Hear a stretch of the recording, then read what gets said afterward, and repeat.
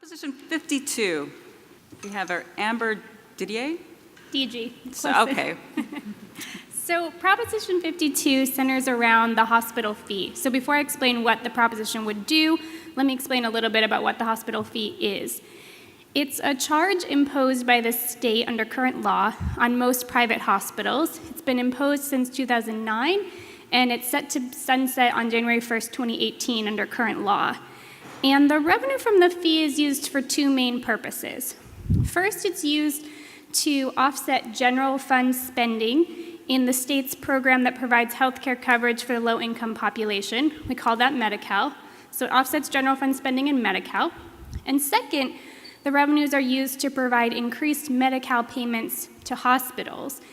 And the way Medi-Cal payments work is they're funded with state funds and federal funds. So when the state uses the fee revenue to pay hospitals more for Medi-Cal, this also brings in federal funding that's paid to the hospitals through these payments as well.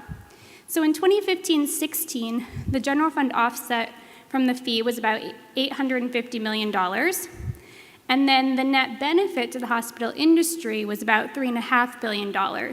So this means that after the hospital industry paid the fee, they received the higher Medi-Cal payments, which fully kind of offset the amount they paid for the fee. And then in addition, they received $3.5 billion in additional Medi-Cal payments. So that was kind of their net benefit.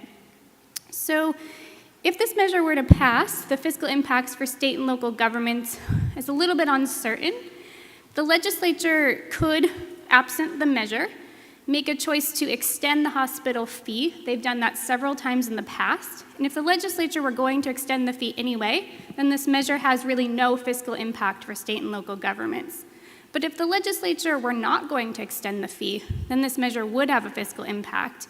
And we estimate that impact would be about $1 billion annually in general fund savings, as well as funding for local public hospitals, those are your county and your UC hospitals, in the low hundreds of millions of dollars annually. Thank you. So endorsements, we have the Democratic Party of California and the Republican Party of California both in favor of this. Also the Peace and Freedom Party, a bunch of other affiliated party organizations, especially on the Democratic side. Libertarians are opposed because it spends money. And then we have community organizations, hospital organizations, of course, health and medical organizations, business and unions, and opposition, one group. Public officials, we have both Democratic and Republican public officials in California. And we also have Mayor Kevin Johnson of Sacramento is in favor of it. And no public officials are on record in opposition. And then we have newspapers in support of it. And then the expenditures are incredible on this one.